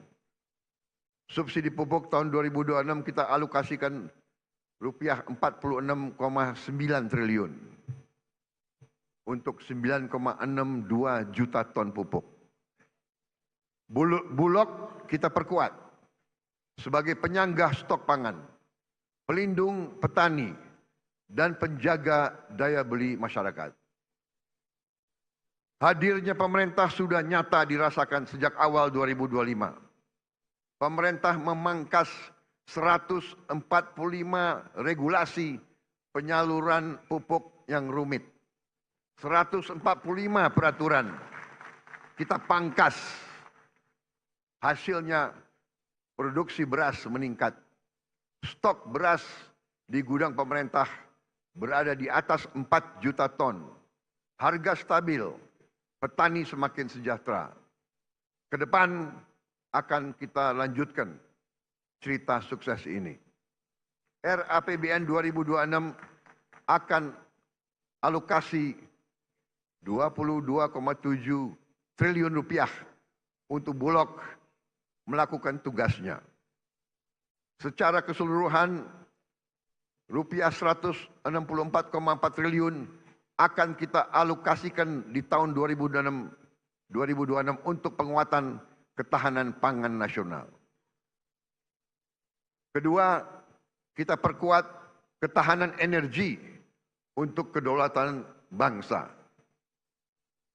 Produksi minyak dan gas kita tingkatkan. Harga energi kita jaga. Dan transisi menuju energi bersih kita percepat. Subsidi energi harus adil, tepat sasaran. Bukan lagi dinikmati oleh mereka yang mampu. Energi baru terbarukan adalah masa depan. Kita harus genjot pembangunan pembangkit dari surya, dari hidro, dari panas bumi, dan dari bioenergi. Indonesia harus menjadi pelopor energi bersih dunia. Kita harus capai 100% pembangkitan listrik dari energi baru dan terbarukan dalam waktu 10 tahun atau lebih cepat. Saya yakin hal ini bisa dicapai. Dari target dunia 2060, kita bisa mencapainya jauh lebih cepat. Dan rakyat kita, dari kota hingga desa, harus menikmati energi yang terjangkau dan berkelanjutan. Berbagai dukungan APBN untuk penguatan ketahanan energi ditempuh melalui subsidi energi, insentif perpajakan, pengembangan EBT, serta penyediaan listrik desa. Secara keseluruhan di tahun 2006, dukungan fiskal pemerintah yaitu rupiah 402,4 triliun untuk ketahanan energi. Ketiga, kita bangun generasi unggul, anak-anak kita, melalui makan bergizi gratis. Generasi unggul lahir dari tubuh yang sehat, dengan gizi terpenuhi. Kita hilangkan stunting dalam waktu yang secepat-cepatnya. Program makan bergizi gratis telah dilaksanakan di seluruh provinsi dan terus dibangun agar menjangkau seluruh pelosok negeri. MBG kita targetkan mampu menjangkau 82,9 juta siswa, ibu hamil dan balita akan menerima manfaat asupan gizi optimal melalui satuan pelayanan pemenuhan gizi yang dibangun di seluruh pelosok negeri. Ke depan, program ini akan efektif memberi manfaat lebih luas dan optimal bagi masyarakat. MBG meningkatkan kualitas gizi anak-anak kita, kualitas SDM masa depan Indonesia, dan juga memberdayakan UMKM dan ekonomi lokal yang akan tumbuh semakin kuat, menciptakan ratusan ribu lapangan kerja baru, dan memberdayakan jutaan petani, nelayan, peternak, dan pelaku-pelaku UMKM. Alokasi anggaran untuk MBG tahun 2026 kita alokasikan sebesar 335 triliun rupiah. Keempat, kita wujudkan pendidikan bermutu. Pendidikan adalah senjata paling ampuh untuk mencetak SDM unggul yang berdaya saing global. Pendidikan adalah instrumen untuk memberantas kemiskinan. Pemerintah berkomitmen memenuhi anggaran pendidikan 20%, yaitu sekitar 757,8 triliun untuk tahun 2026. Terbesar sepanjang sejarah NKRI. Tapi kita harus waspada. Anggaran pendidikan harus tepat sasaran. Kita tingkatkan kualitas guru, perkuat pendidikan vokasi, selaraskan kurikulum dengan kebutuhan dunia kerja. Pemerintah menyiapkan beasiswa bagi siswa dan mahasiswa dengan program Indonesia Pinter untuk 21,1 juta siswa. KIP kuliah untuk 1,2 juta mahasiswa. Dan peningkatan kualitas fasilitas sekolah kampus dialokasikan sebesar 150,1 triliun. Untuk gaji guru, penguatan kompetensi dan kesejahteraan guru, serta dosen dialokasikan sebesar rupiah 178,7 triliun. Tunjangan profesi guru non-PNS dan tunjangan profesi guru ASN daerah disiapkan secara memadai. Sekolah rakyat dan sekolah unggul Garuda dan sekolah unggul Garuda Transformasi kita perkuat sebagai jembatan pembangkit harapan bagi anak-anak miskin untuk meraih pendidikan terbaik. Kita dorong LPDP untuk menyediakan beasiswa lebih masif lagi di berbagai universitas terbaik dunia. Tahun 2026 LPDP ditargetkan dapat memberi beasiswa sebanyak 4.000 mahasiswa. Semua untuk mewujudkan generasi cerdas, inovatif, produktif, yang siap bersaing di panggung global. Kita harus mengejar ketertinggalan kita di bidang sains, teknologi, engineering, dan matematik. Kelima, kita hadirkan kesehatan berkualitas yang adil dan merata. Pelayanan kesehatan adalah hak setiap warga negara. Anggaran kesehatan kita pusatkan memperkuat efektivitas dan memperluas akses layanan asuransi kesehatan dengan program jaminan kesehatan nasional. Anggaran kesehatan kita utamakan untuk meringankan beban masyarakat, merevitalisasi rumah sakit, mempercepat penurunan stunting, memberi bantuan gizi untuk balita dan ibu hamil, mengendalikan penyakit menular, menurunkan TBC, tuberkulosis, melaksanakan cek kesehatan gratis. Dengan demikian kita dapat mencegah penyakit menjadi lebih berat, menghemat uang yang sangat besar dari rakyat, dari pemerintah. Kita tingkatkan semua fasilitas kesehatan. Masyarakat miskin dan rentan dijamin memperoleh layanan kesehatan yang berkualitas. Setiap tahun pemerintah menanggung sepenuhnya biaya asuransi kesehatan bagi 96,8 juta jiwa masyarakat miskin dan rentan. Secara keseluruhan, anggaran kesehatan tahun 2026 dialokasikan 244 triliun. Keenam, kita hidupkan perekonomian rakyat melalui penguatan koperasi desa, kelurahan merah putih. Desa kita bangun, koperasi kita bangkitkan kembali, usaha mikro, kecil dan menengah kita berdayakan, serta ekonomi lokal kita tumbuhkan. Desa dan kelurahan akan menjadi tulang punggung ekonomi kerakyatan.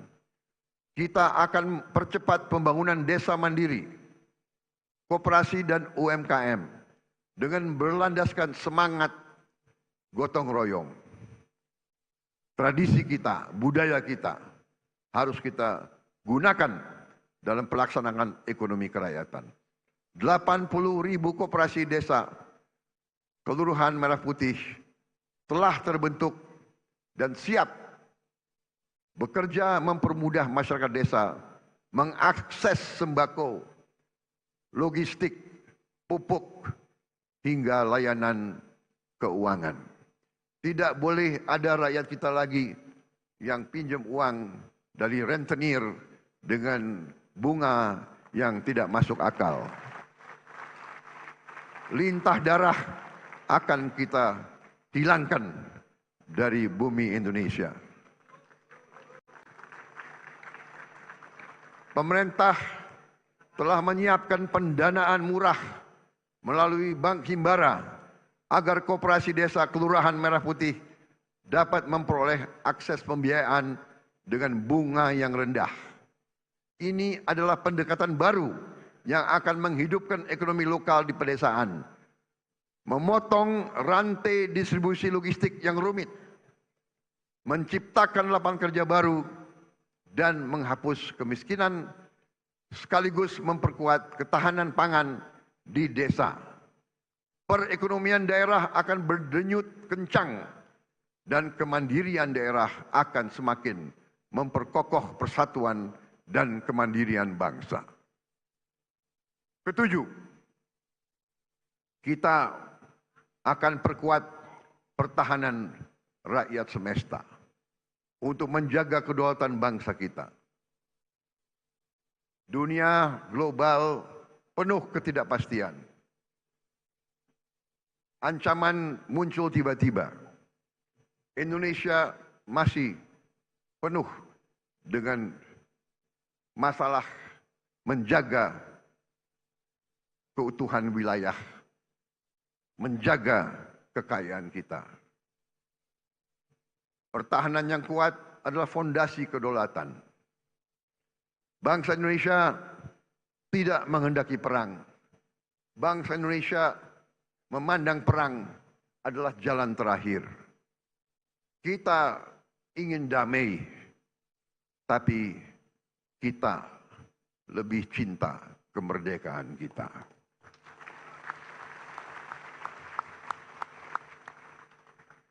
Kita ingin damai, tapi kita mengerti sejarah manusia.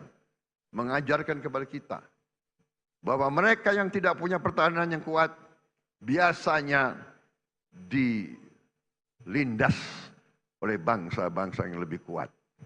Biasanya kekayaannya diambil, dirampok, dan itulah yang terjadi ratusan tahun kepada bumi Nusantara kita ini. Kita tidak mau lagi menjadi sapi perahan bangsa-bangsa lain. Saudara-saudara sekalian, riset dari Universitas Oxford menceritakan kepada kita bahwa mereka, Belanda yang memegang dan menduduki Indonesia, selama mereka duduki Indonesia, Nusantara, GDP per kapita mereka tertinggi di dunia. Artinya, siapa yang kuasai kekayaan Indonesia, GDP per kapitanya akan sangat tinggi, akan menjadi salah satu dari 3 atau 4 di dunia. Dan itu yang kita tuju. Kita harus kuasai, kendalikan, membela, dan mengelola semua kekayaan bangsa Indonesia. Untuk itu, kita harus modernisasi alat utama sistem pertahanan. Memperkuat komponen cadangan kita. Kita berdayakan industri strategis nasional, serta kesejahteraan para prajurit patriot bangsa.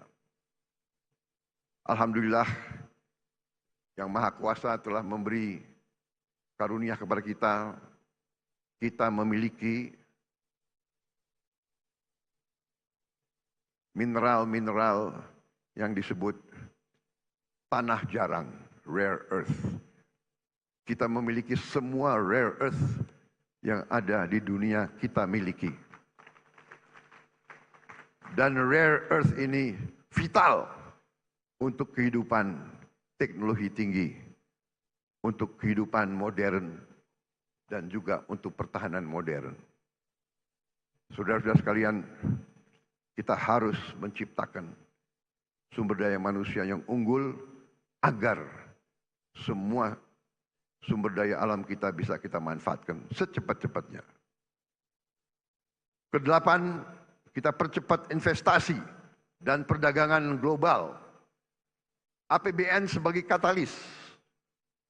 Peran dan antara Indonesia dan swasta harus semakin diperkuat sebagai motor penggerak ekonomi.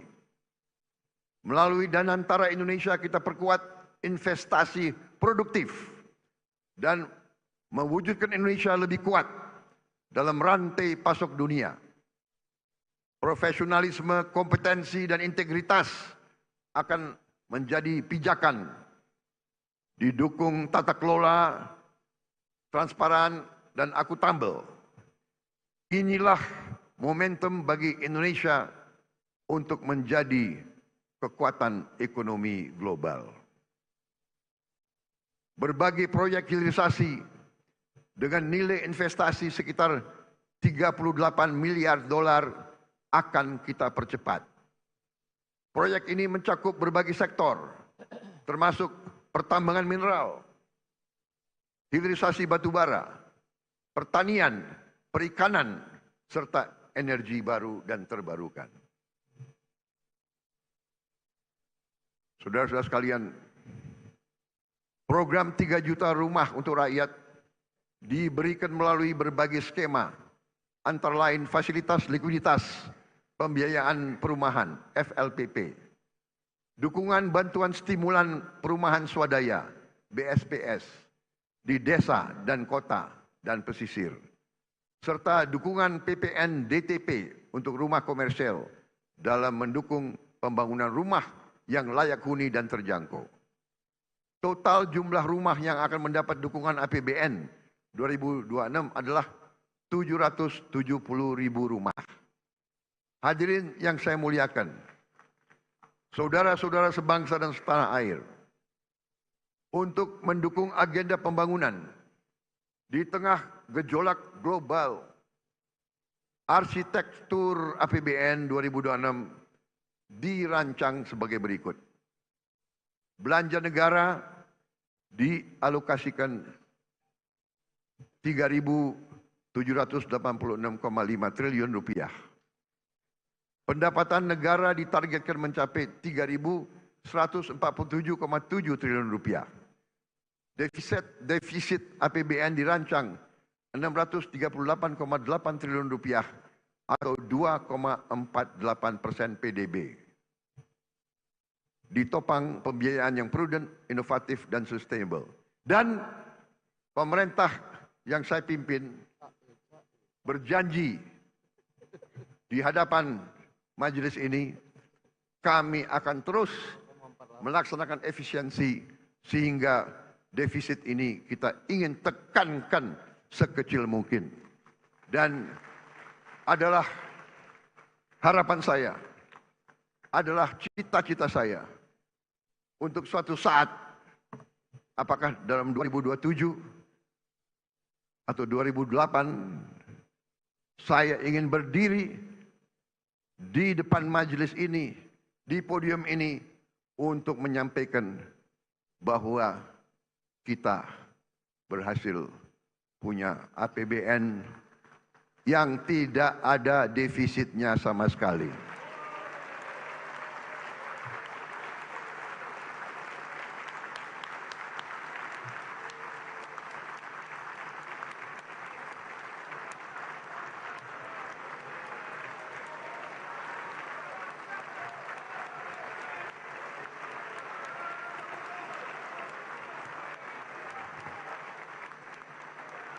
Kita harus berani.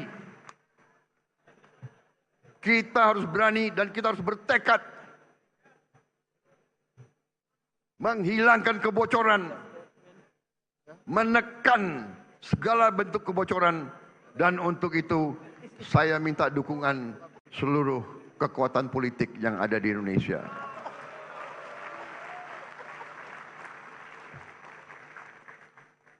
Negara kita besar, negara kita makmur. Kalau kita atur dengan baik, semuanya akan merasakan, semuanya akan menikmati. Kita akan mengembangkan pembiayaan kreatif dan inovatif yang lebih masif, sehingga tidak hanya mengandalkan APBN. APBN didesain tetap fleksibel, agar adaptif dan responsif untuk meredam guncangan. Untuk itu, APBN harus terus dijaga tetap sehat dan kredibel melalui optimalisasi pendapatan, penguatan kualitas belanja, serta inovasi pembiayaan. Optimalisasi pendapatan negara harus dilakukan secara konsisten. Pajak adalah instrumen untuk keadilan, untuk redistribusi pendapatan. Yang kaya bayar pajak, yang tidak mampu dibantu. Penerimaan perpajakan akan terus ditingkatkan dengan tetap melindungi iklim investasi dan keberlanjutan dunia usaha. Insentif fiskal tetap diberikan secara terarah dan terukur untuk mendukung aktivitas ekonomi strategis. Pengelolaan SDA akan kita perkuat untuk digunakan sebesar-besarnya untuk kemakmuran rakyat. Setiap aset negara harus dikelola secara efisien dan produktif agar menghasilkan nilai tambah dan kontribusi positif bagi kesejahteraan rakyat. Dalam dunia bisnis, dalam dunia usaha, kita mengenal istilah return on asset. Dalam bisnis dikatakan bisnis itu baik dan berhasil kalau return on asset adalah sekitar 12%. Katakanlah konservatif 10%. Katakanlah untuk bangsa Indonesia cukup 5%. Saudara-saudara sekalian, aset yang dimiliki bangsa Indonesia yang berada di BUMN-BUMN kita, asetnya adalah senilai lebih dari 1.000 triliun US dollar. Harusnya BUMN itu menyumbang kepada kita minimal 50 miliar dolar. Kalau 50 miliar dolar, APBN kita tidak defisit, saudara sekalian.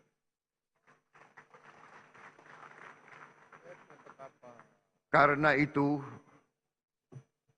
saya memberi tugas kepada Badan Pengelola Investasi Danantara Indonesia untuk membereskan BUMN-BUMN kita.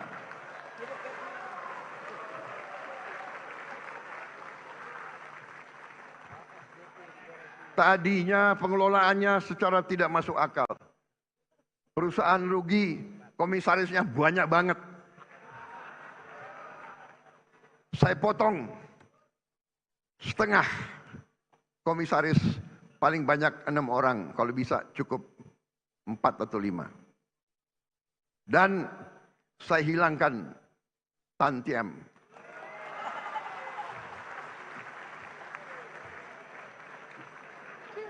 Saya pun tidak mengerti apa arti tantiem itu.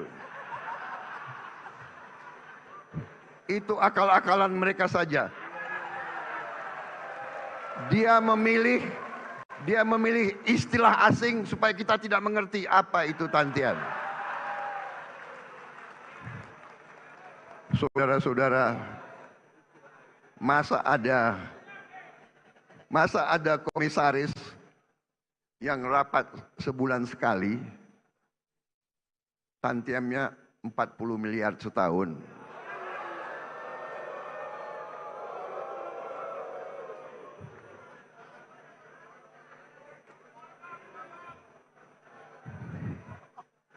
Saya juga telah perintahkan ke Danantara, direksi pun tidak perlu tantiem kalau rugi.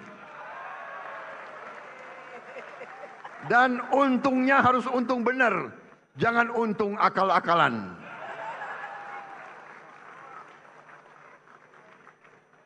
Kita sudah lama jadi orang Indonesia.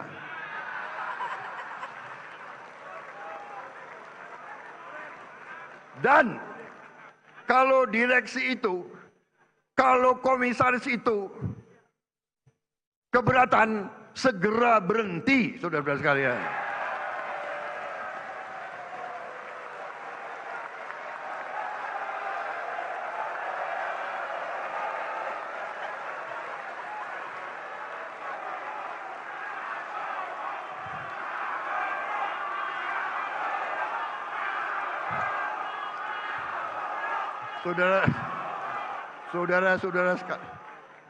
Saudara-saudara sekalian, pemilu masih lama.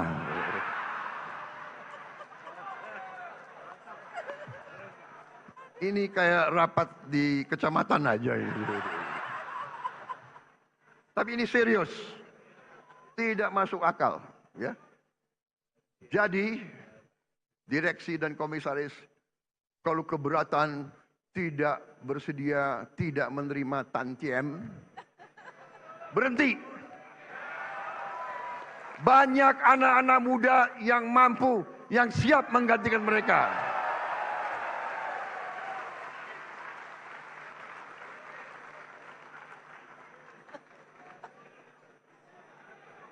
Saudara-saudara sekalian, setiap rupiah uang rakyat harus kita jaga, Jangan seenaknya main-main dengan uang rakyat, jangan seenak-enaknya. Kualitas belanja negara harus terus kita tingkatkan. Kita terus mendorong efisiensi belanja. Saudara-saudara, setiap rupiah harus memberi manfaat yang nyata. Belanja operasional yang tidak efisien dipangkas. Belanja negara harus memberi manfaat, menciptakan lapangan kerja, memperkuat daya beli, dan meningkatkan kualitas layanan publik. Peran APBN didorong untuk lebih proporsional. APBN kita utamakan untuk pemenuhan kebutuhan dasar dan layanan publik terbaik untuk rakyat, untuk aktivitas ekonomi bernilai tambah yang tinggi dan memberi keuntungan komersial. Peran Danantara harus dioptimalkan, termasuk melibatkan swasta nasional dan global secara sinergis dan kolaboratif. Kedepan belanja negara, baik belanja pemerintah pusat maupun transfer ke daerah, didesain menjadi satu kesatuan, sehingga transfer ke daerah bukan satu-satunya instrumen untuk mewujudkan pemerataan ekonomi dan kesejahteraan bagi seluruh rakyat Indonesia. Subsidi energi dan bansos terus didorong supaya lebih tepat sasaran, berbasis pada data tunggal sosial ekonomi nasional. Pembiayaan APBN harus dikelola secara prudent dan inovatif. Kita harus prudent mengelola utang, defisit, dan rasio utang dijaga pada batas aman. Keberlanjutan fiskal jangka menengah panjang adalah jangkar bagi stabilitas ekonomi dan kesejahteraan rakyat. Kita akan terus mendorong skema pembiayaan yang lebih kreatif dengan memberdayakan peran Danantara dan swasta sebagai motor penggerak pertumbuhan ekonomi, penciptaan lapangan kerja, peningkatan investasi serta penguatan inovasi pembiayaan. Tidak lagi semua hal harus bergantung pada APBN. Pimpinan dan anggota dewan yang saya hormati, dengan pengelolaan fiskal yang sehat, disertai dengan efektivitas transformasi ekonomi dan peningkatan kesejahteraan rakyat, maka pertumbuhan ekonomi tahun 2026 ditargetkan mencapai 5,4% atau lebih. Inflasi terkendali di level 2,5%. Suku bunga SBN di kisaran 6,9%. Nilai tukar berada di kisaran rupiah 16.500 rupiah per dolar. Tingkat pengangguran terbuka tahun 2026 ditargetkan terus turun ke tingkat 4,44% hingga 4,96%. Angka kemiskinan kita turunkan ke 6,5% hingga 7,5%. Rasio Gini kita turunkan ke tingkat 0,377 sampai 0,38. Indeks modal manusia kita targetkan 0,57. Selain itu, indeks kesejahteraan petani dan penciptaan lapangan kerja formal ditargetkan meningkat. Pimpinan dan anggota dewan yang saya hormati, demikianlah keterangan pemerintah atas rancangan undang-undang tentang anggaran pendapatan dan belanja negara tahun anggaran 2026 beserta nota keuangan. Besar harapan kami pembahasan RAPBN tahun 2026 dapat dilakukan secara konstruktif dalam semangat gotong royong demi tercapainya cita-cita Indonesia merdeka, berdaulat, adil dan makmur. Semoga Allah SWT senantiasa memberi rahmat dan ridhonya kepada kita sekalian dalam melaksanakan tugas dan amanah seluruh rakyat Indonesia. Dirgahayu Republik Indonesia. Merdeka! Merdeka! Merdeka! Terima kasih. Wassalamualaikum warahmatullahi wabarakatuh. Salam, Om, Santi, Santi, Santi, Om. Namo Buddhaya, salam kebajikan, Rahayu, Rahayu. Terima kasih.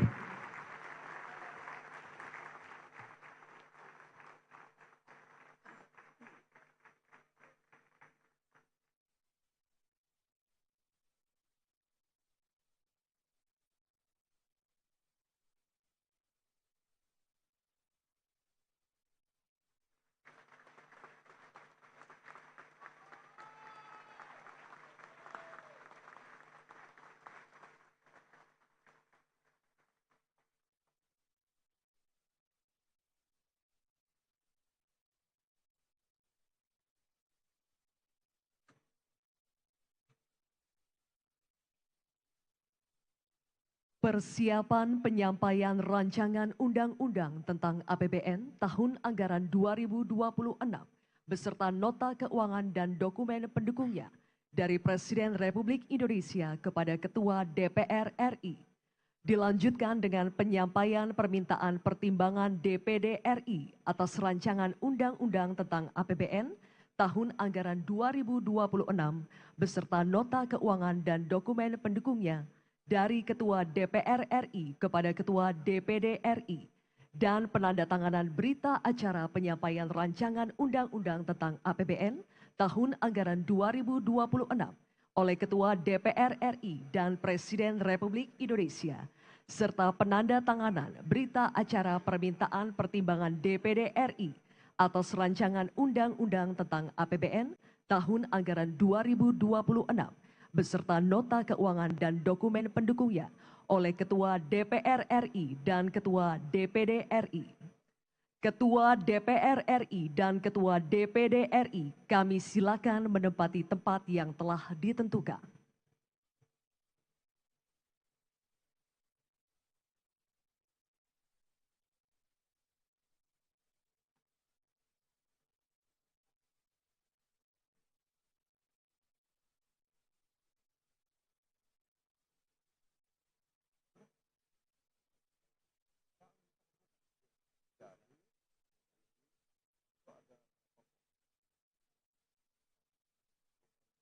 Mohon berkenan Presiden Republik Indonesia untuk menuju tempat yang telah ditentukan. Penyampaian rancangan undang-undang tentang APBN tahun anggaran 2026 beserta nota keuangan dan dokumen pendukungnya dari Presiden Republik Indonesia kepada Ketua DPR RI.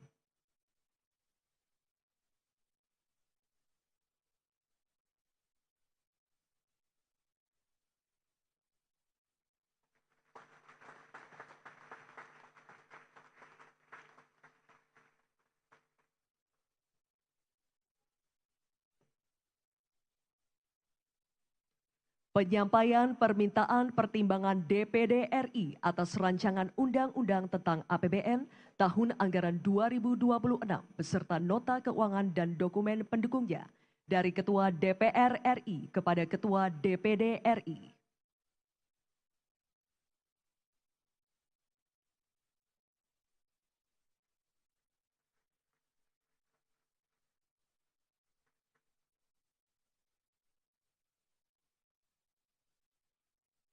Dilanjutkan penandatanganan berita acara penyampaian rancangan undang-undang tentang APBN tahun anggaran 2026 beserta nota keuangan dan dokumen pendukungnya oleh Ketua DPR RI dan Presiden Republik Indonesia. Mohon berkenan kepada Ketua DPR RI untuk menandatangani.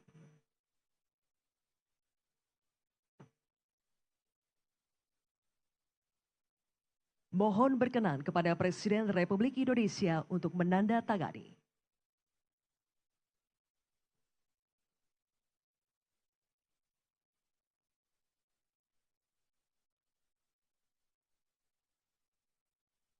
Penandatanganan selanjutnya, berita acara permintaan pertimbangan DPD RI atas rancangan undang-undang tentang APBN tahun anggaran 2026 beserta nota keuangan dan dokumen pendukungnya oleh Ketua DPR RI dan Ketua DPD RI.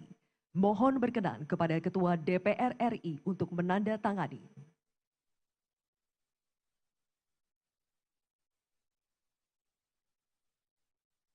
Mohon berkenan kepada Ketua DPD RI untuk menandatangani.